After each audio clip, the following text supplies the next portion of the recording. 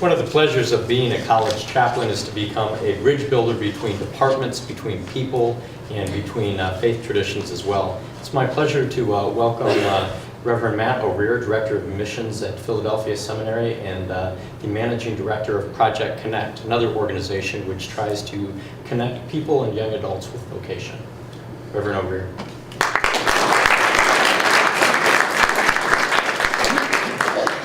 Chaplain Malzahn, Dean Tooker, thank you. Thank you for the bold welcome here to Wagner College. My pleasure. This is the day the Lord has made. Let us rejoice and be glad. 2011 Peace Prize laureate, Madame Gbowee, welcome. Madame Gbowee is the Liberian peace activist, trained social worker, and women's rights activist. She is founder and current president of the Gbowee Peace Foundation for Africa. She was the founding head of the Liberian Reconciliation Institute and Initiative. She was the co-founder and former executive director of Women, Peace, and Security Network Africa.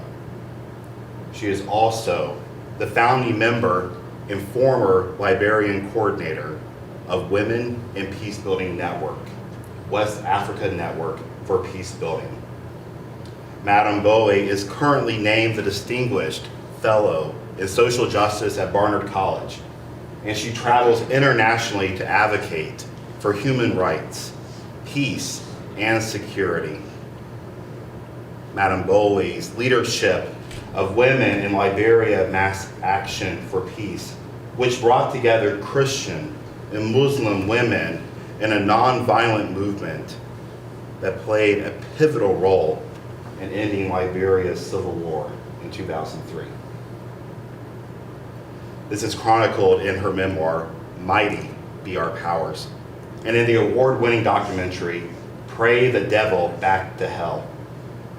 She has appeared on numerous television programs, and she is currently a member of the high-level task force for the International Conference of Population and Development. She serves on the board of directors for the Nobel Women's Initiative and Madame Gbowee's Peace Foundation, the Federation for Liberian Youth, and Peace Jam Foundation.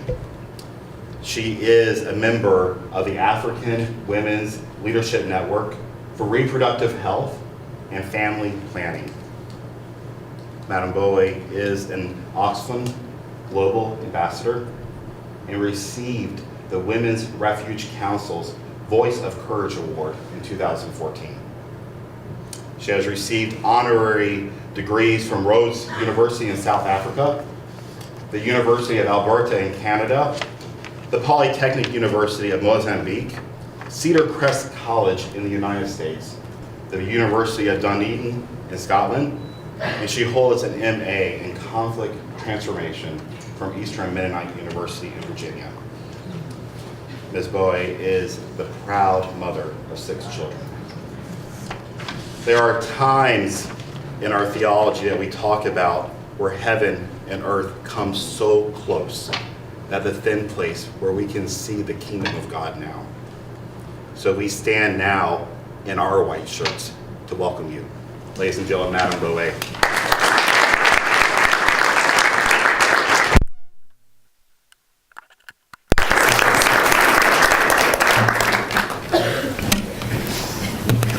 Thank you so much for that wonderful welcome.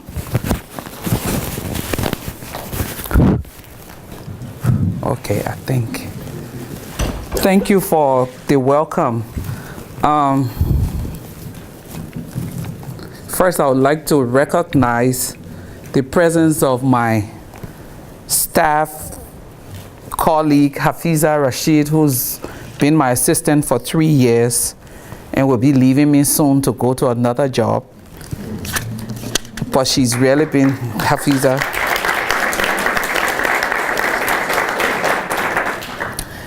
This is my first event for 2015. How lucky can you all be? You know, when you're still between 2014, the holiday, and all of the crisis of 2014 and everything that you've gone through and getting back into work mode, it's a little bit difficult. And for the first time in my entire life, my children, my husband and I spent Christmas in New York. It was, we try to make ourselves happy because every year we go back to Africa, Ghana, for Christmas because we have a home there. And we've been doing that for the last almost 14 years. So this year, because of the difficulty in people discerning the difference between countries in West Africa with the whole Ebola crisis, we thought to spare our children the headache of coming back and explaining with a Liberian passport that they did not go to Liberia but rather stay in Ghana. So we stayed here. It was a mixture of fun and a difficult thing to be cramped into a tiny apartment with many children. But we found reason to rejoice because God has been good. At one point in time, I was a little bit depressed, and my husband kept saying to me, look at the bright side. And I kept thinking. And one of the days I was walking down the hill just next to St. John the Divine Church, and there were two homeless people in the cold, just huddled together. And the first thing that came to my ears was my husband's words, be grateful, look at the bright side. And the one thing I said, Lord, just help me to really appreciate something in this time, because there's so many people who are looking for a tight apartment to be warm in and family to be thankful for. So that was my way of getting over my blue, and then taking my children upstate New York where they were trying to ski and never got a hand of it seeing African children ski. My mother said was the comedy that she never had to pay for, watching her grandchildren fall over and over and again. It's truly an honor to be here. And when we got the invite, once they said young people, because this year, last year, Annie Hafiza and I were reviewing my work, and one of the things that we had done when I won the prize was that everywhere I went to speak, I made it my business to engage with young people. You know, so if I had a corporate event, I would ask them to find their favorite charity in the area that I was speaking so that we engage. And it was really fun. And then after a while, we stopped doing that. And this year we said, I told her I want this to be a part of it, because there's no way you can find yourself in a blessed position if you're not able to spread that blessing to young people. So when they said Wagner, January 19th, look at the calendar, January 9th, I don't have anything out of the country until the 19th. I said, yes, I would do it.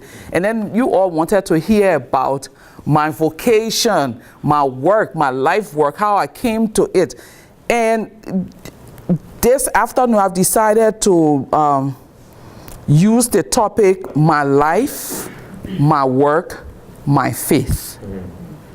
That's the topic as we go along. I know we have time for Q&A, so you can ask me anything. Please don't be starstruck. I look like this every time I come out, so I didn't do fashion for you all. Looking good is a business for me. I'm West African. So don't think that I did this specially for you. If you see me at another event, I'll be looking maybe even prettier.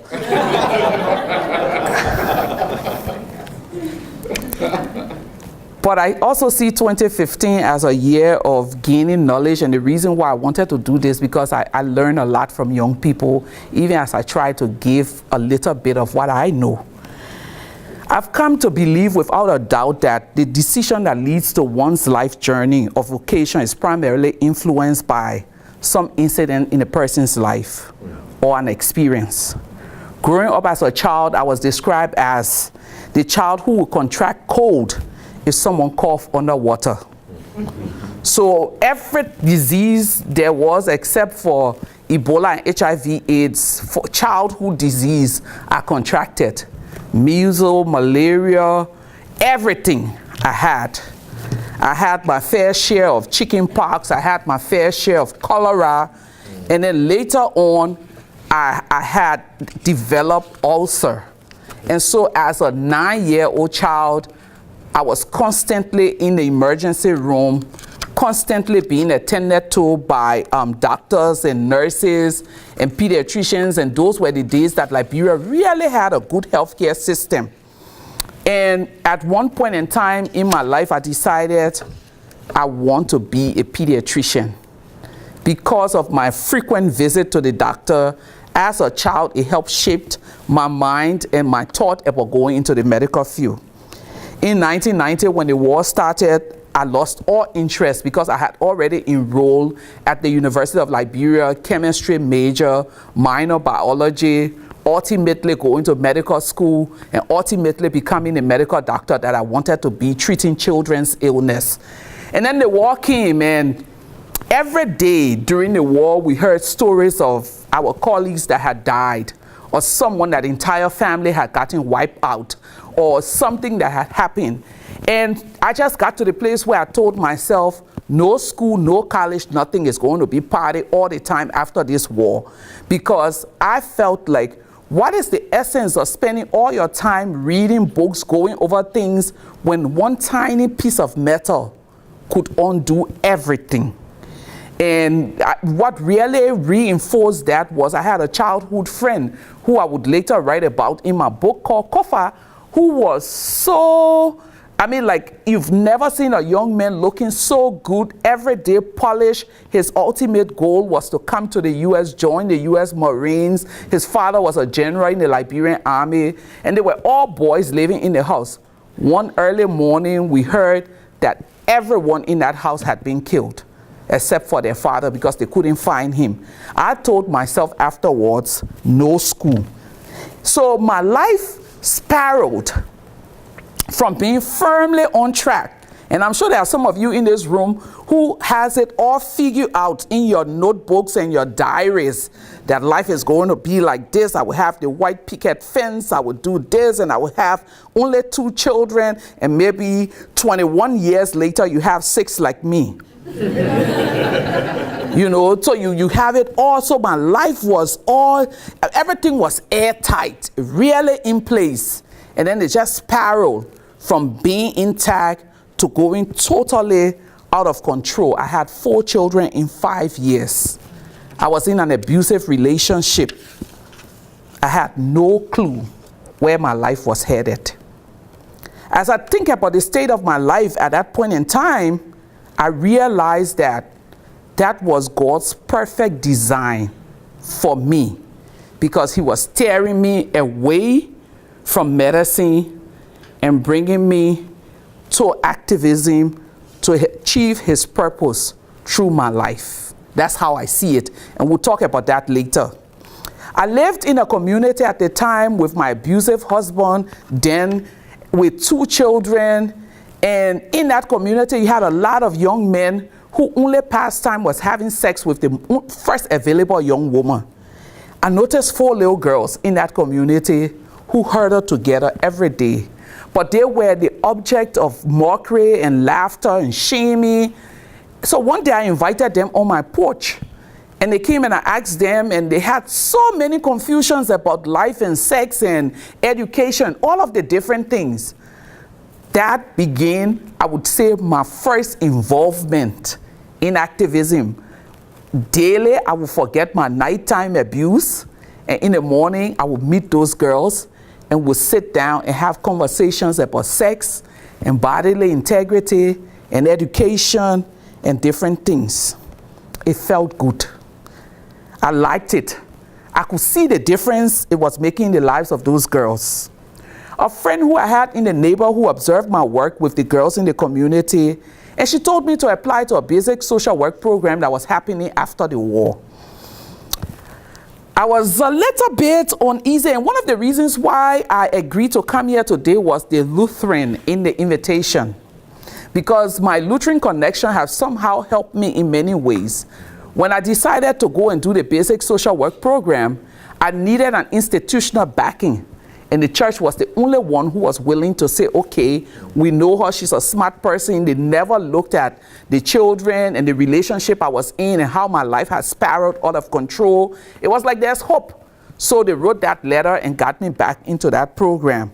So I went and I did the program, but doing that program helped me heal some of the scars some of the wounds that I had gotten as a result of my abuse.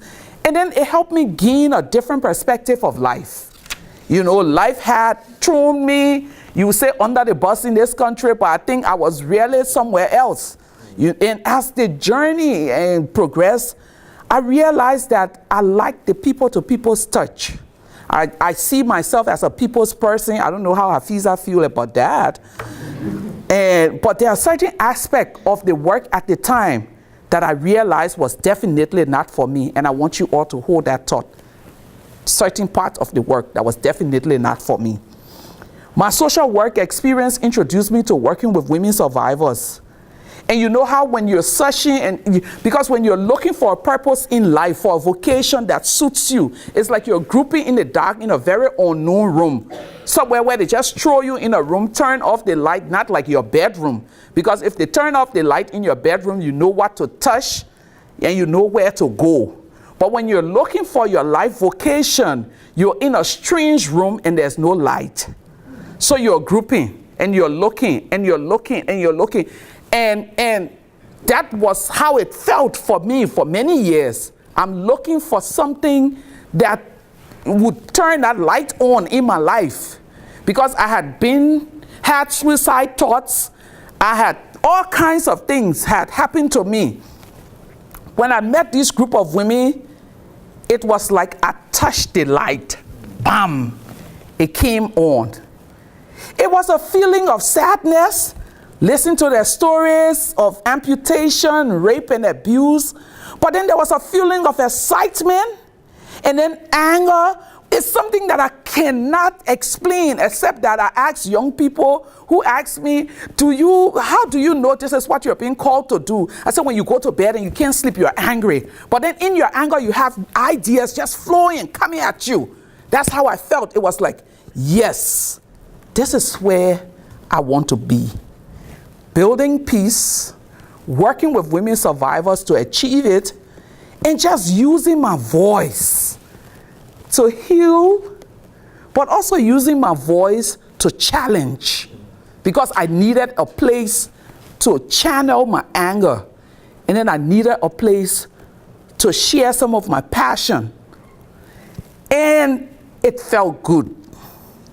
And so that, it's been over 20 years since I fell in love with that kind of work. I still go through the feeling of sadness, anger, excitement, being complete. I feel like where I find myself as an activist is almost like being high all the time. That's a very crazy way of saying it, especially to a group of young Christians. But I couldn't find any better way of describing it. And I know none of you have been high in your life. I haven't been high. Never tried pot in my life. I drank, if you read my book.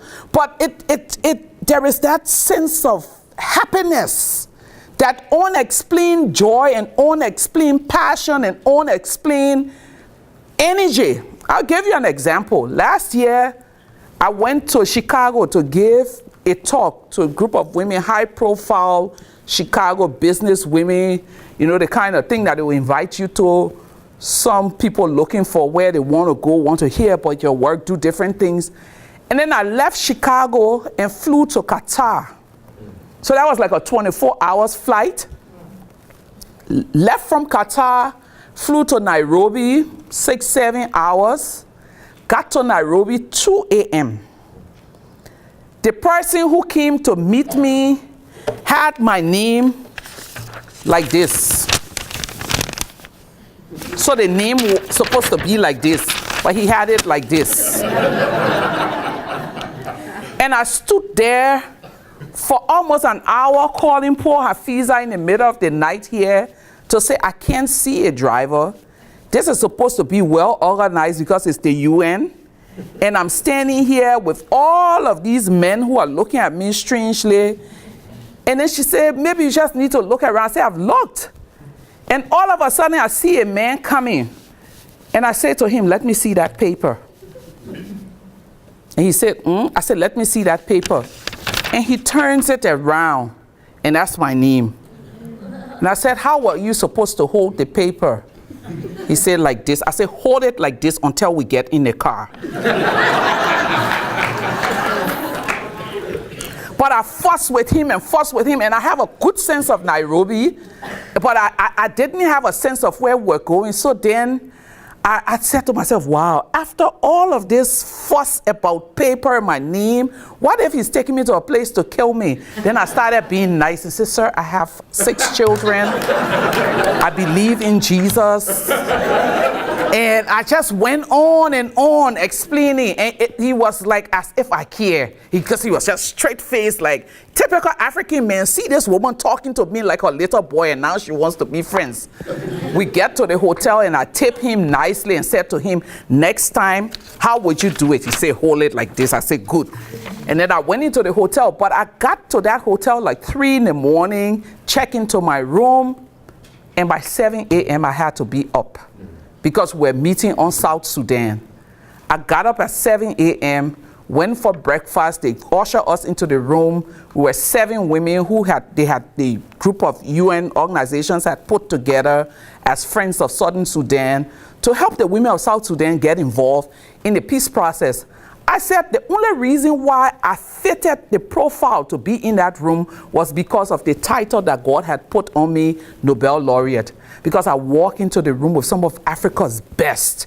Gertrude Mongella, Phoebe Ocello. These are women that you will not read about in history books, because the world, in some history books you read about them, Betty Bigombe, all of these women have done great work.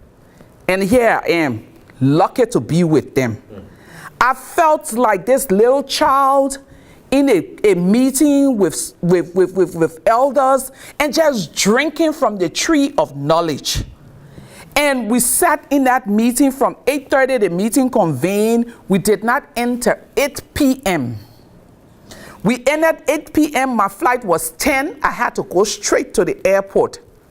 Got on the flight, did the same route to Qatar to New York, and came back and called Hafiza, and she was shocked that I wasn't sounding grudgy or sleepy.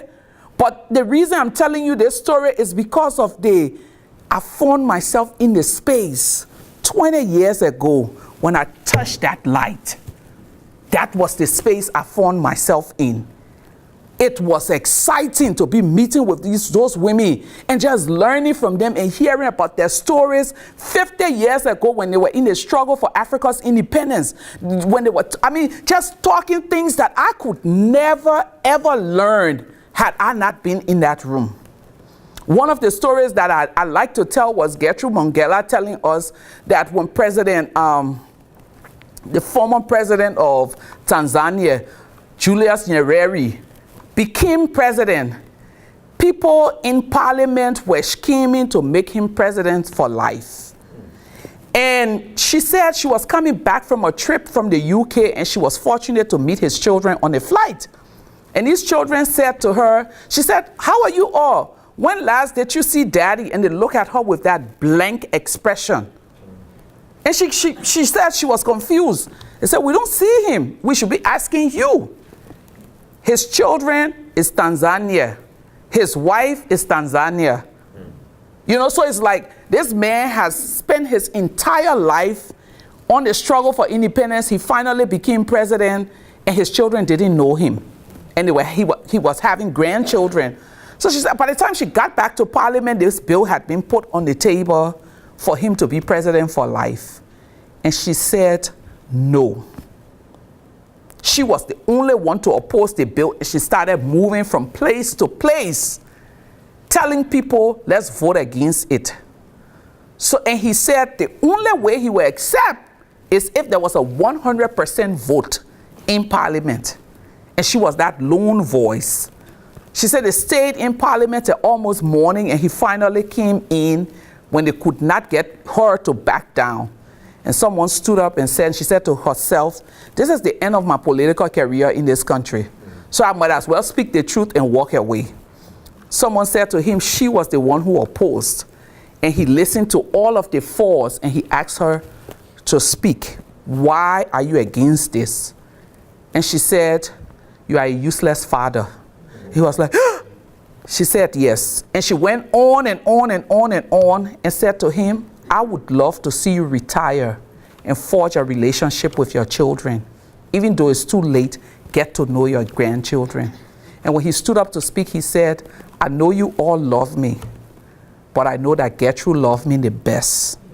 Because I too want to be at a place where I'm able to say one day I voted for someone else in this country. I don't want to persistently vote for myself. I want to be able to look at this country and say I've done a great job because we're moving from a strong democracy to a stronger democracy.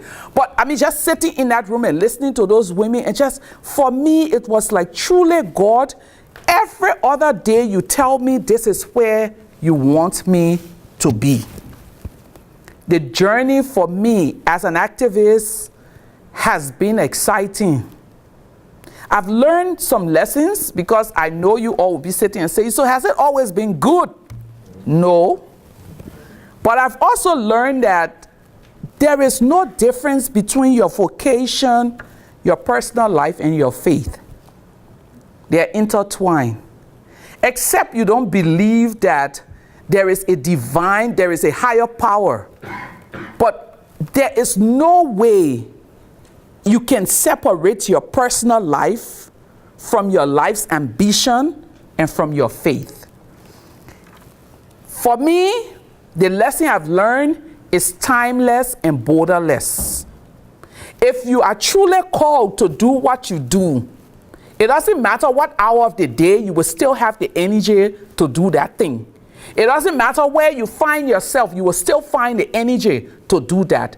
When Hafiza came to work with me the first time, she was shocked that she would be receiving mails 2 in the morning, 3 in the morning, 4 in the morning. But once there was a passion project, there was no sleep for me. I remember coming to Union Station years ago, a group of activists, and seeing a little black boy disrespect a little black girl. I'm an activist. I'm a feminist. No if, no but. And my friends were sitting there, they were looking, people from India and other places. I could feel myself rising as if you put a dough in a flour. And I got up, walked over to them, and he walked away. Before I could get there, I had a good lecture with the girls about 101 feminism. How can you sit and allow a brother to disrespect your sister and you laugh the whole time? By the time I got through with them, they were crying. So I had to take them for ice cream. And then I decided to go up the stairs and hunt this little boy down. Because I told myself I would not leave this place until he had a piece of me. I went upstairs, and I always tell the story by saying Jesus delivered him right into my bosom. Because he was right up the stairs. And as soon as I said, hey, young man, I need to talk to you, he goes, yo, man, let's go. He's talking to his friend. I pull him, come. Hey, man, I said, listen, look at me. And I'm dressed like this on a normal day. I'm African. You disrespect me, I will whoop your behind. 2 things. They will deport me and revoke my visa, but you would have been whooped. Or they will put me in prison, and you will still have been whooped. So stand here and listen to what I have to tell you. Question, if that girl was your sister, would you do that? He said, no, ma'am. Why? I did not ask you to speak. Sorry, ma'am. But by the time we had that conversation, he was apologetic. I said, okay, come on and give your auntie a hug. Then I heard this ear-piercing scream, and it was this little girl. With tears streaming down her cheeks, she walked over to me to say, thank you. Did you tell him off? Did you tell him off me? I said, yes. For me, she had gotten her lesson in 101 feminism, that a sister will always be there for a sister. And for him, he had gotten a lesson that it's not okay to disrespect women. Was this in Liberia? No. Was this in Africa? No. this was in the US, and I'm on a visitor visa, a huge risk. But because I find myself doing things that I can never separate. So if you put me in Iraq, in Afghanistan, you put me in Libya, you put me in Turkey, wherever you put me, I am called. I didn't apply for it. I was called to do what I do. So when you have a calling in that vocation that you love, it's totally different. The reward outweighs the challenges. Speaking truth to power comes with a lot of consequences. If you go to Liberia today, I'm never invited to any government function. I'm a sole eye to the government. But my joy is that everything that I've said over the years, people come back and say, Madam Gbowee said it. And it's a good feeling. Because you know what? At the end of the day, he who calls you will equip you. Even when it's a miserable time. So what do? Every time they're having big government occasion that everyone is going to, I wake up in the morning and have friends at my door when I'm in Monrovia. We've come to have our own government celebration here. So the challenges, the reward outweighs the challenges. When you are called, there is that sense of knowing your limits. I cannot function in an orphanage setting. That's my weakness. I'm immobilized. If you put me in an orphanage, I can't do anything. It's not that I don't love the children, but it's just that I cannot function given the conditions that they live in. So there are certain things that I know I can't do. And once you ask me to do it, I step back. I'm an activist. I don't know mediation. If there was a case to mediate and you call me in that room, by the time the first person gets through telling their story, I'm gone to sleep. I've tried and tried and tried, and I do not have it to be a mediator. Because I just want to either tell someone, cut the crap and let's just move out of here. I have recognized my limits. And because I've recognized my limits, it has helped me over the years to be very open. And once you are called, you see, where people make mistakes is when you do great work and you know, like being a Nobel laureate and everyone thinks you are a superhuman. No. Please be humble about what you can do and honest about what you cannot do. That's a serious lesson that I've learned. I'm not a diplomat. So I can't go to the UN and be diplomatic about the sufferings of people. So I'm always the one who will go. Someone said to me, I was saying to Hafiza, someone from inside said, Madam Gbowee, there is no way under this current UN structure that you're going to get any high-level position. People in the hierarchy of the UN fear you. They say you shoot and you aim to kill with your mouth. But how do you be diplomatic about rape? How are you diplomatic about abuse and poverty and violence? How do you do that? So for me, in my life work, I know my limits and I know where I can go and where I can't go.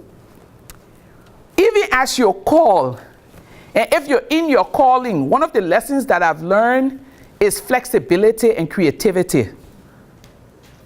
And if you find yourself in the space that God wants you to be, it comes easily. It's like breathing air. I remember going to do a workshop with a group of grassroots women, and we had secured this huge grant for them to have their own radio show in several regions of Liberia. And the donors wanted us to sit with these women to see what were the thematic issues that they wanted on their radio program. So we went in this faraway place in central Liberia. where we had minimum cell phone coverage, sat with over 50 women, about 50 women, and the first day we had them in a workshop setting. One of the older women said to me, can we go and sit outside on the steps of the church? So we all moved out. And we sat there one after the other for 3 days. These women just told stories that would make us laugh. So it was just like a comedy time. At the end of it, everyone went back. And then I went back to the office, called my team and said, so how do we track what we did? Nothing. And then we picked the phone and called these women, the leaders, one by one. So what are you all going to talk about? And they said to us, wow, sometimes educated people are very stupid. We told you everything that we wanted on the radio program. We now had to go back to our memories. Every story they told us that we laughed about, that we cried about, was loaded with thematic concerns. A mother who fought off the men who wanted to marry her daughter off, early marriage. The woman who could not get justice for people stealing her chicken. Every time she went to court, the case did not go anywhere. Issues of justice for women. Rape, abuse, because all of the stories that these women told us, so we now sat down, recollected the stories and took out the thematic concerns, called them back and they said, yes, that was it. But had it been a group of people who were not creative, but you see, one of the things that we achieved, even though we got all of the thematic issues, they were able to work through some of the traumas that they've been holding over the years. So flexibility and creativity. The last one, which I realize is the most important for my life, is the sense of a higher power. I am nothing without Jesus. I'm everything because of him. Sometimes my staff, who is Muslim, in all respect to her religion, finds it very difficult to understand all of this Jesus thing. I remember a few days ago being back in Ghana. My father died, and we had to keep the body in Ghana for 3 months because of the Ebola. We finally took him in to Liberia, buried him, came back, and someone came to visit me. No, I went to Rome and I was sitting with this Italian woman who told me, she's a good friend, that she's giving up on God, she's giving up on Jesus. And I said, wow, so how do you do your life, your work? She said, I'm depressed every day. She said, but Leymah, you've done this Jesus thing forever. How can you keep holding on to faith? And I said to her, how can I not keep holding on? I said, I can sit here and give you testimonies of my life, where God has taken me from. So for you young people, I'm not saying you got to be a Christian. I'm saying you have to have, even though it would be good for you to be a Christian. I'm saying you have to have a sense of there is a being that is higher than you for you to be able to fully accomplish your vocation. I am a Jesus person. I respect every religion, and I do not hold biases because I'm not God. If you have a problem with my faith, I apologize, but I'm not sorry. So I don't know what part of the English that is. Hafiza, you have to help me figure that out. But you cannot be called. Understand that you are called and don't have a sense of a higher power. Let me say something. Usually when I speak, I go to places where every time I say, God, help me to reach someone, because this is a calling. I was in, Hafiza, where is that place with all the snow the last time we were? Colorado. And I was exhausted because this is the moment where I couldn't even find how I was going to take my dad's body home. So mentally, emotionally, it was just really difficult for me. And I went to speak that night. But I prayed. Afterwards, I said to Hafiza, I was so flat. She said, I don't think so. I think it was a good talk. I went and had a conversation with some of the students, and I was about to leave, and this little girl from Iran came up to me and said, can I meet you in private? And I said, sure. Can I hug you? Sure. She said, thank you.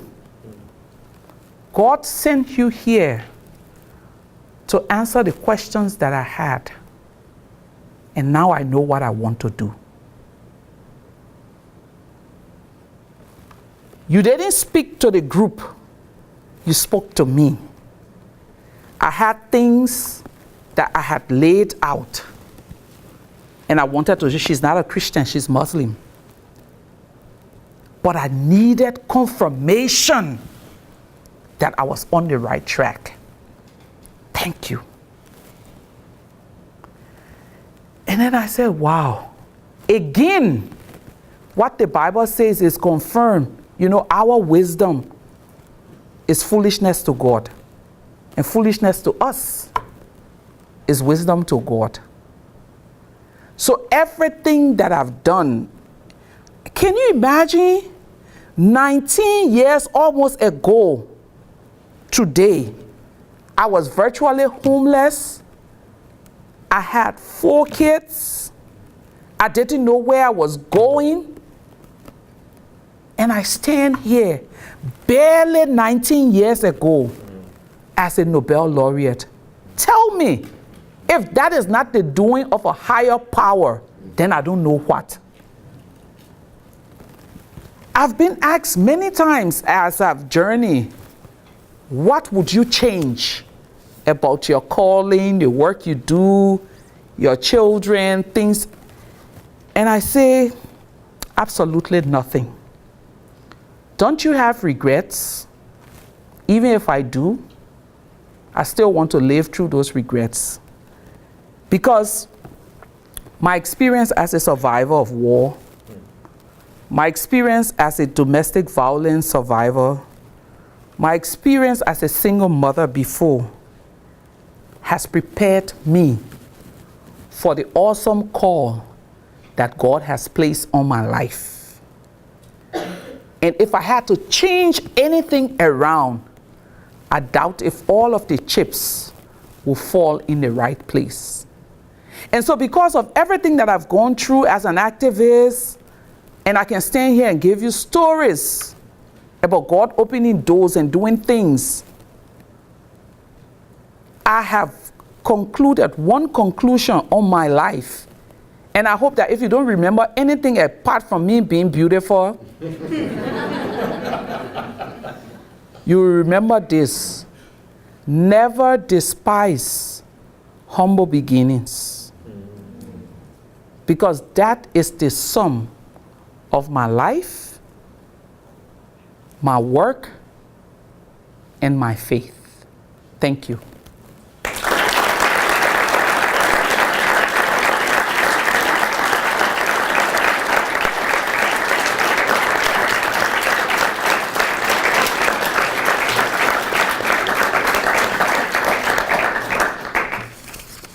Questions? I'm told I'm supposed to do questions, right? Yes, sir. My first question is, being as spiritual as you are, do you find yourself coming into contact with like your ancestors or people extremely close to you that passed away? And how often do you communicate with them? I try not for people to think that I'm crazy, and I try not to overly emphasize that part of life, but I'm African as it gets. I'm Pele, from the largest ethnic group in Liberia, and my grandmother socialized me a lot. So I'm saying this to say my faith as a Christian, I try to move away from a lot of the traditional, call it crazy. But to answer your question, a lot of the times in my life, I dream. And when I dream, I'm frightened. Because sometimes it's plain, and sometimes it's crazy.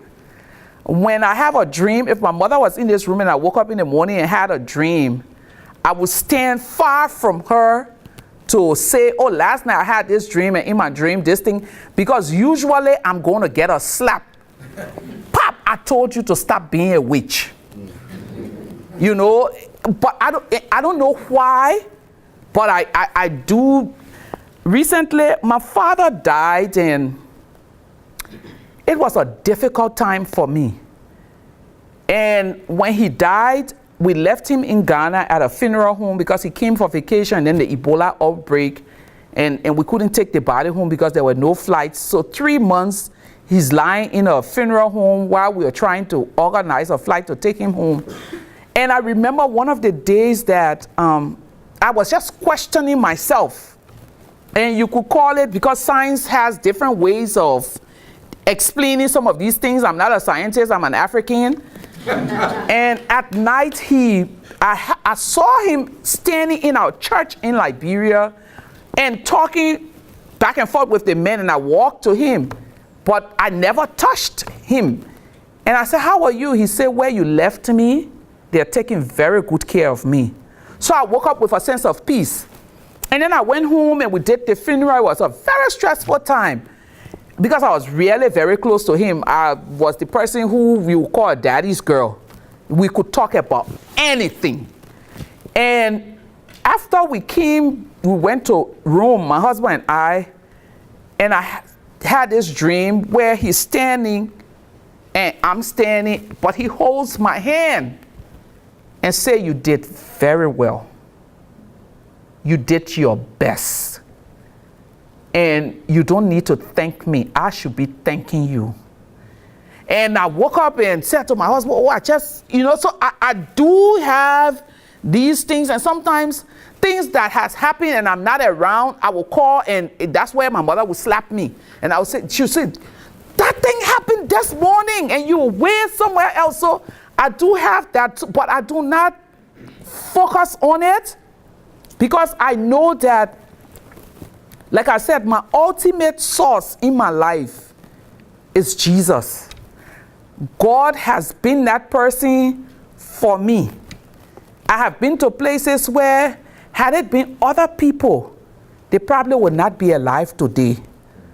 But and one of the things that I also want to say to you young people, track your life. Track your life. I was broke and penniless and living in my parents' house with my 4 kids. And every time my mother would come from church and ask me to document for her women's department because she was the president. 1 year into doing that work, the women asked me to organize an event for them. 1 year later, I was sitting at home when the women from the church came and said they had elections that I did not go to and they had elected me president.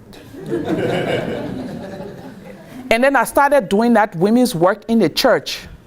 And it just took, so what I'm saying to you, if you track your life, 3 years into the Nobel Peace Prize, I was working in Ghana, really never paying attention to Nobel issues, and I kept getting invitations to travel with the women of the Nobel Women's Initiative. And I would say, which wahala is this?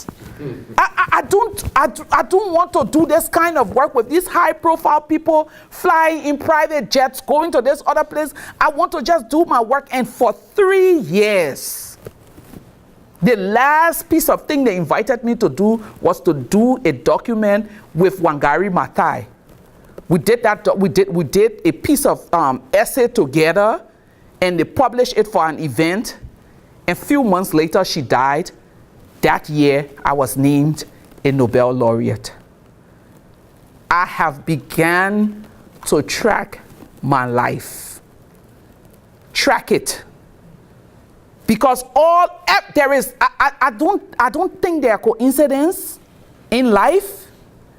I think we are being prepared for one journey after the other. And when you see yourself doing things, take a step back and ask yourself, where is this going? You know, so to answer your question, yes, but I don't dwell on those things a lot because of my faith, and I don't want to confuse myself. Because if you look at ancestors issue and faith issue, there's a lot of confusion. And so I try to stay away from those kinds of things. Even though based on my birth and where I come from, there are sometimes that I have to engage in some of the ceremonies and things like that, which we will do, but not really internalizing them as a part of my existence, because I've internalized my Christian faith. Yeah. Any other question? Yes, darling. So I think a lot of us with Project Connect are kind of living in that already not yet phase of life, that in-between time. And I was wondering if you could speak to us a little bit about some times in your life that have been in-between times, and how you're able to make that time meaningful, where you're not really sure where you're headed, and how that time can still be valuable.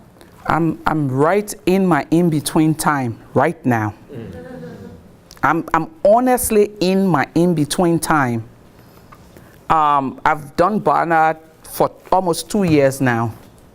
And I've been talking to my people, and they were like, are you going to do a 3rd year? And my answer is, I'm not sure. You know, but in this time, that's why I want to engage with youth.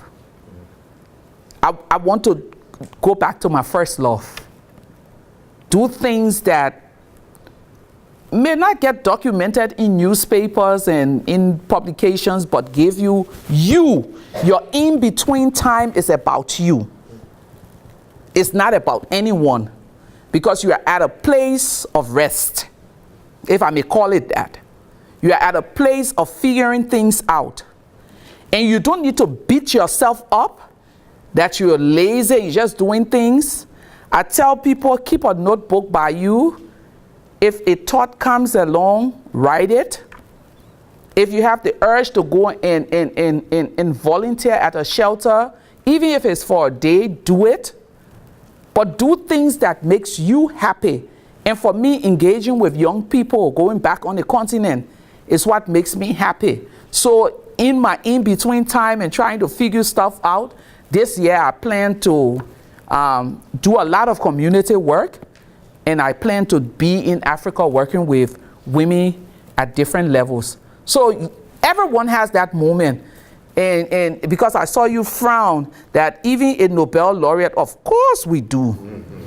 You know, if you've gone through, you see, everyone needs that.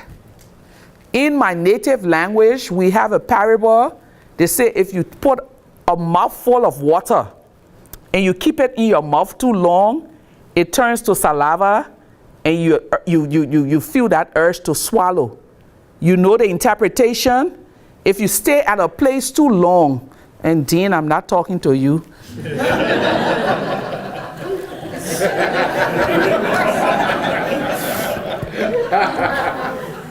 Well, if you stay at a place too long where there is no excitement, you begin to do things like it's your personal property.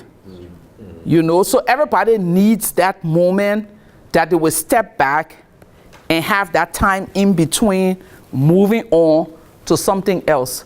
So I don't despise those times, because I know that's when the greatest ideas come, the newest project come, but you just have to have an open mind and tell yourself that this is the time, and it's the time for me to do what I love to do.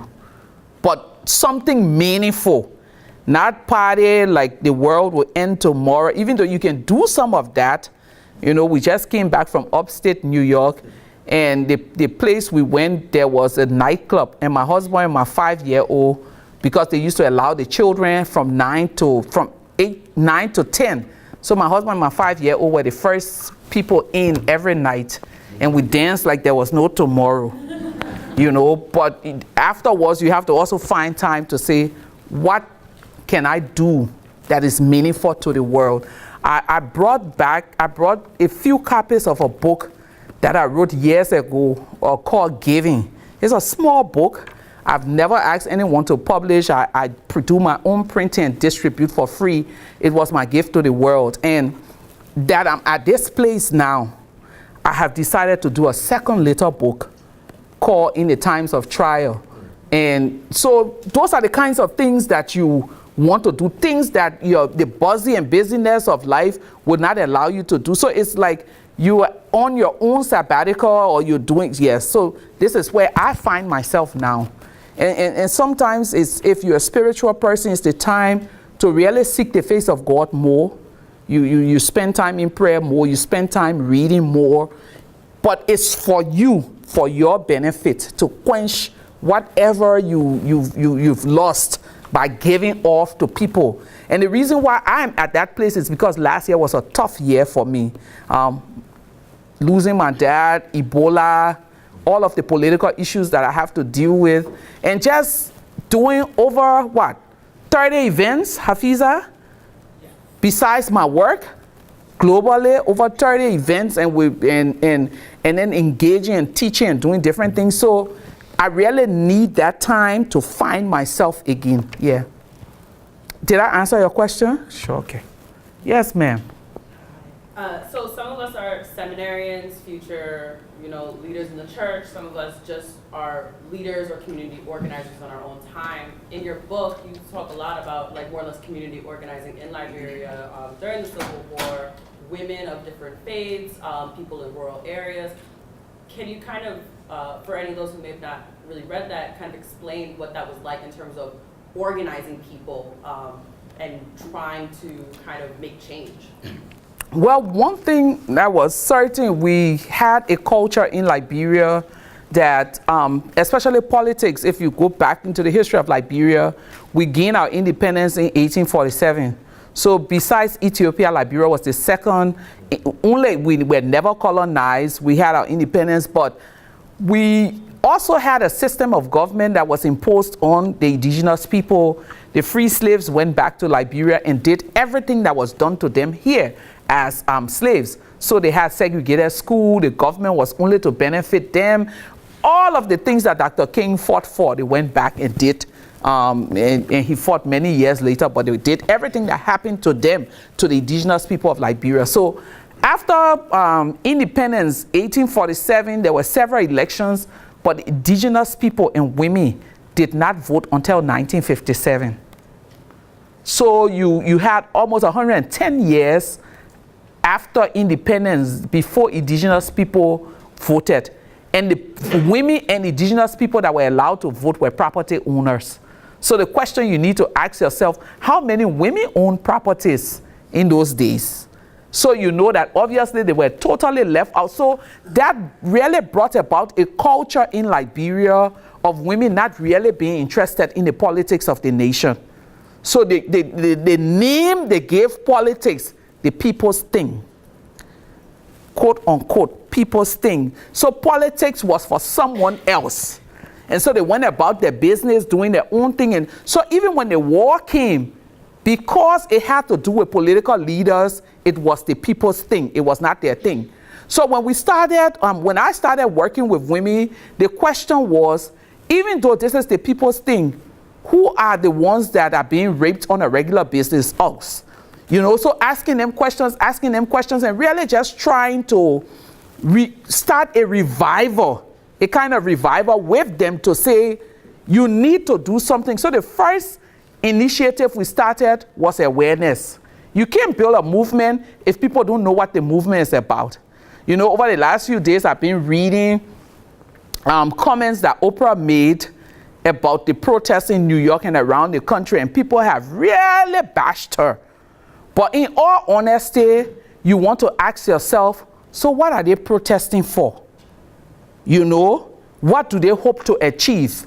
So for us, because we had these women who did not have any clue, and pardon me to the Americans in this room who have been protesting, I'm not trying to disrespect your movement. I'm just saying that from my experience, and maybe you all have the understanding of this is the reason why we're protesting, this is what we hope to achieve, but the women in Liberia needed that kind of education, especially grassroots indigenous women. So we started this whole process of a peace outreach project. And the theme of that project was Liberian Women Awake for Peace. So we went on Fridays to the mosques, on Saturdays to the market stalls, and on Sundays to the churches. We were deliberately targeting places where you had a huge population of women who had never been involved in the politics of life. We did that for 9 months, came back, did an evaluation, and then decided to do a protest action. But by that time, there was an awareness of, okay, I've lost a child. Okay, for 10 years, I haven't been able to achieve anything. Okay, this has happened, that has happened. So maybe I need to add my voice to this conversation. So that was the beginning of what we did. It was not just waking up one morning and taking a bullhorn and calling people and say, come together, and then, no, there was an understanding, it was a strategic process that we went through. Did we know we're in a process of doing strategic peace building?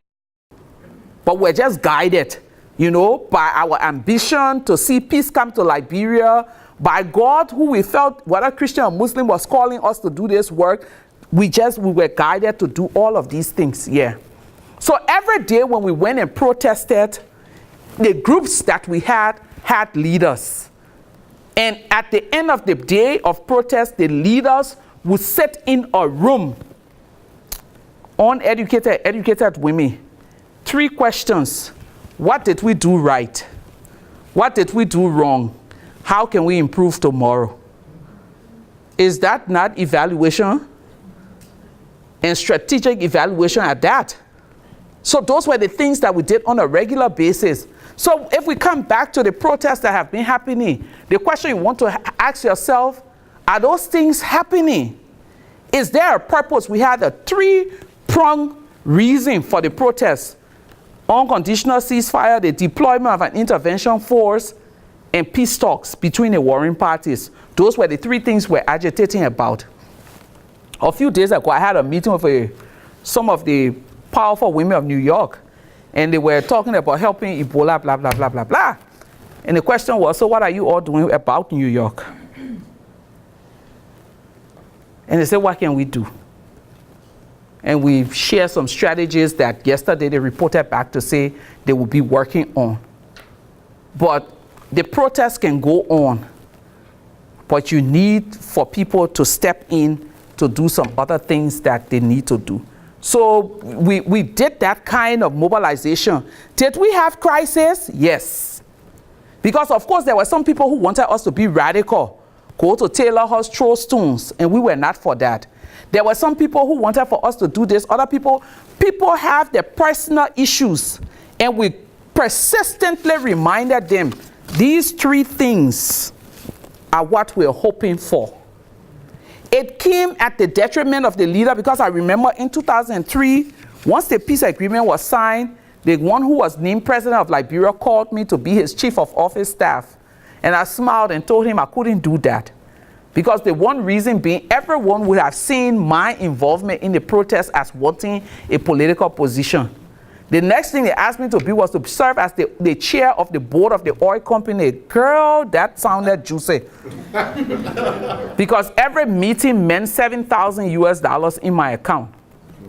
And the answer was no. Again, because the movement, we still had things to accomplish.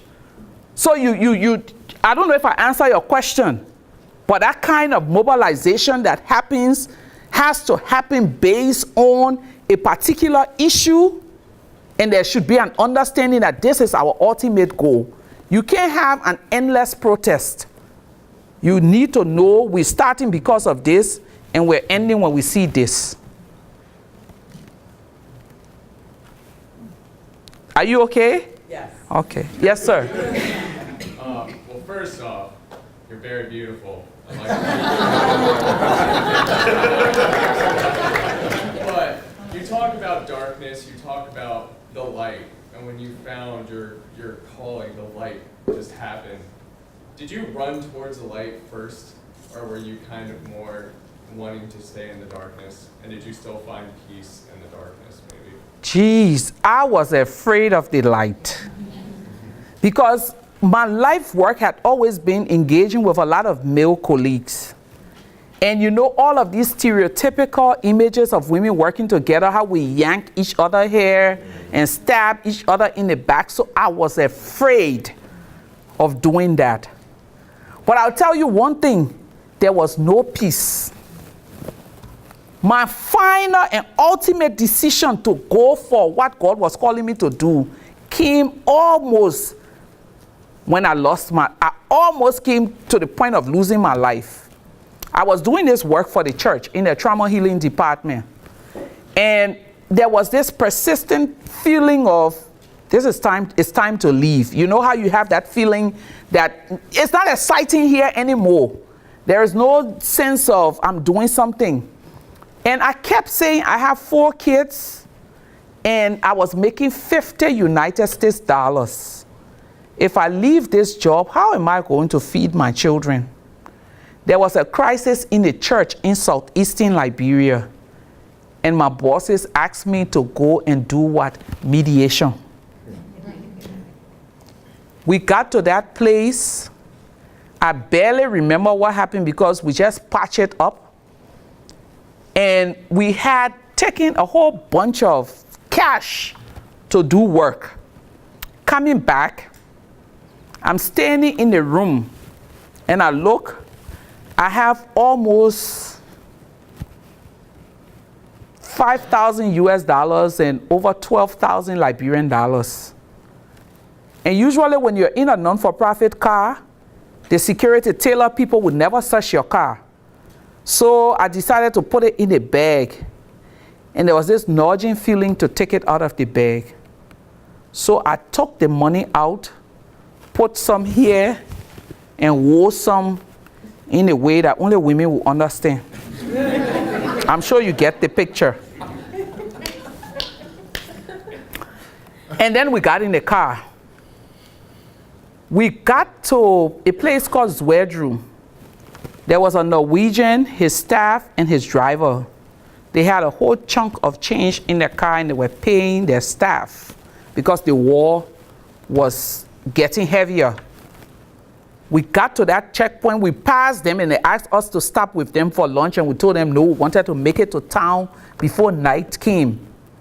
We stopped at the checkpoint, the soldiers were smoking weed, drinking cane juice, and they were dancing, but they just had blood in their eyes. And they told all of us to get down and that they were searching our bags. They searched and searched and searched and they didn't find a dime. We left. As soon as we got to Monrovia, we heard on the news that these people's car had gone missing. A day later, they found the car burned with their child bodies in there. They found all that US dollars, stole it, and killed those people. This was the end of March. And I handed my letter of resignation that day. Because I told myself there is no other message that I need to leave and do what God is calling me to do. I left that job, went home and sat down, and April 4th, we started the protest, and the rest is history. So the part about the 9 months that I explained to you was telling God I would do the women's work as a part-time, but I needed job security. So I was doing women's work part-time and still going to do the work the church had me doing because I needed the money. Yeah. But when I left, I just focused on doing the women's work for the time that I did it. Yes, sir. When you discussed your abusive relationship, you touched briefly on the idea that you felt like God kind of had a part, I guess, in this, and in kind of helping turn around or kind of putting this in your life. And I was wondering if you could speak a little bit more on that, as I'm a survivor of childhood sexual abuse myself, And I struggle a lot when I talk to people about this, and a lot of times I'll get the response, well, it's still part of God's plan, or everything happens for a reason. And I guess I really struggle with the idea that God would put in somebody's life. So I was wondering if you could just speak a little bit more on that. You know, it's a very difficult thing to for a child. Yesterday, I don't know if you read the news, this man who just took his 5-year-old and threw her over the bridge in Florida. So do you ask yourself, is this God's divine plan for this little girl to end her life this way? It's difficult for me to speak to childhood abuses, especially given what I tell you about me not being able to function in an orphanage based on the experiences of children. But I can speak to my life and the crisis that I went through. My mother-in-law, who was my mother-in-law then, lives in Minneapolis today. And she made it very clear when I walked into that house with her son that she didn't like me. And every time there was a sense of peace in the relationship, she threw something in there and the fight would just go on and on and on. But when I go back to my life, I can appreciate why God decided to bless me with the prize. Because I can walk into a room with abused women, and that's the point that I come from, and reach out to them in ways that maybe someone else cannot. I can walk into a room of single parents and understand. I can go to DR Congo and sit with survivors of war, and we can talk, and I can analyze what they are saying, even though I'm in a room with other Nobel laureates who doesn't have a clue or have no clue about what these women are saying. Am I making sense to you? So when I sit back and look at the design, you know, I see my life journey as, you know, God is building something. And when you start to look from the foundation and come up to the roof level or look at the interior of everything, you say, wow, this particular thing happened probably because I needed to know this. But let me tell you something, by myself, God didn't put it on me, because I could have said no to that man.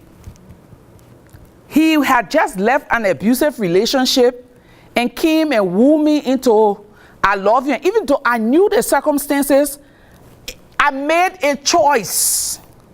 And I find myself blessed because I'm alive to be able. So I could have said no, and maybe God would have designed some other way for me to get to where I am today. But I said yes. I made a choice to go into an abusive relationship. And the only thing I can say, I thank God that He was able to help me get out alive. But again, He's using that awful experience to accomplish His purpose. Am I making any sense to people in this room? And so for your situation, I don't think God placed it on you. Your parents made a choice, or your parent or whoever that person is made a choice. And it happened.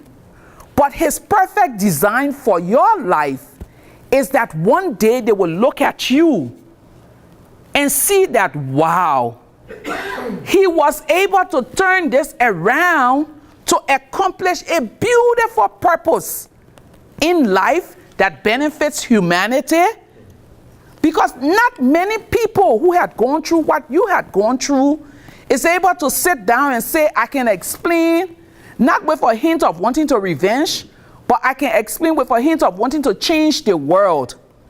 You know, the others who have gone through your experience say, I would take a gun, walk into a room and kill everybody. You know, my children have this thing they say every time we hear about one person who has gone into a building to kill someone, say, why didn't they kill their parents? Because they gave birth to them. You know, but you do not have that kind of feeling of wanting to kill your parents or to kill anyone or to harm anyone. You've seen it happened and you had no hand in it. But the choice that you make to use your experience to the benefit of humanity is what have you going the way, and they are looking like, wow. So I met my mother-in-law last year. I'm sitting in a home in Minneapolis, and who opened the door to visit the people? My mother-in-law. And she went, whoa. I got up and gave her a big hug. And she sat down, we chatted for a while. And afterwards I said to her, thank you. And she looked at me. Because maybe if she was not offered to me, I would be comfortable in that marriage. And by now I have 15 children. And no one knows my name. But she was the catalyst for moving me out to go and accomplish what God had destined for me. So I have no hint of bitterness because it was designed to be that way. And I hope you don't. And I hope all of you who have gone through some kind of disappointment, whether it's with a boy or a girl or a man or a woman, just look back, and it's painful at that moment. But look back and tell yourself, wow. You know, my 16-year-old, when she was 13, she was in love with someone, and she was just moving around the house with this puppy dog love syndrome. And one day I said to her, come on, baby girl, sit down. Who are you in love with? And her sister yelled, whoa, Mama, how did you know? I said, because the teacher was once a student.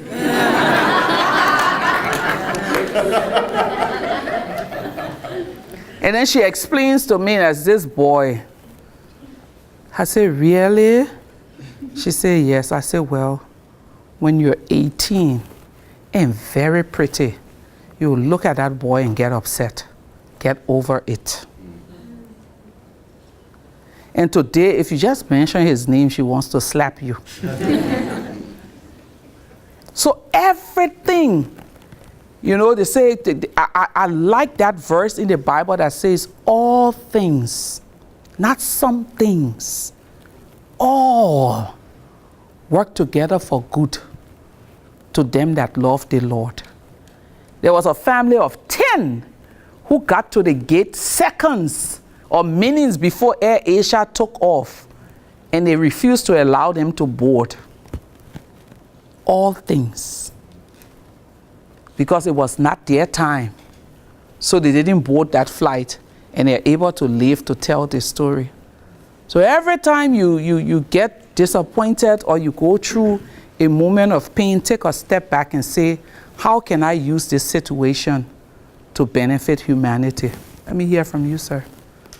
Actually, you nailed it already. All right. Any more questions? I'm sure we've exhausted our time. I want to say a big thank you to Wagner for inviting me. Staten Island is like a home because there are so many Liberians. I wish I could say I've been here many times, but this is my second Staten Island visit. I want to say thank you all for having me. And I hope I didn't make you a little bit crazy with my crazy talk. And I hope it was helpful, helping you find your way in life, because we really, really, truly, truly need, in this world that we live in today, a lot of young people to step up and do good. I was told in Syria they have over 50 million people, and only 2 million are the fighters. So what's happening to the 48? And if you look at the population of the world that we live in today, those of us who are for peace are more than those who are for war. And the reason darkness has taken over our life, our world, is because we, with the light, have stepped in the back. It's time for all of us to purpose that we will step up and do that which God is calling us to do.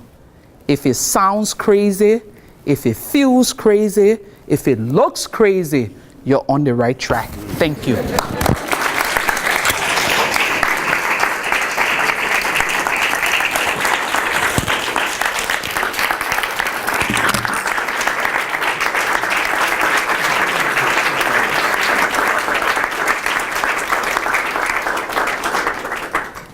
Madam Gbowee, we give you thanks that sometimes we hold on to faith and sometimes faith holds on to us. At this opportunity, you've been gracious enough to do a photo opportunity with our fellows from Project Connect, and so I would invite our other guests to our lobby where we have a reception of cookies, fresh fruit, and coffee and tea. And I would ask the women's basketball team to hang tight with one another because I'd also like to have a photo with the Wagner women's basketball team after Project Connect. Other guests, I invite you to come to the lobby for refreshments. Thank you once again for your message of hope and a message of peace.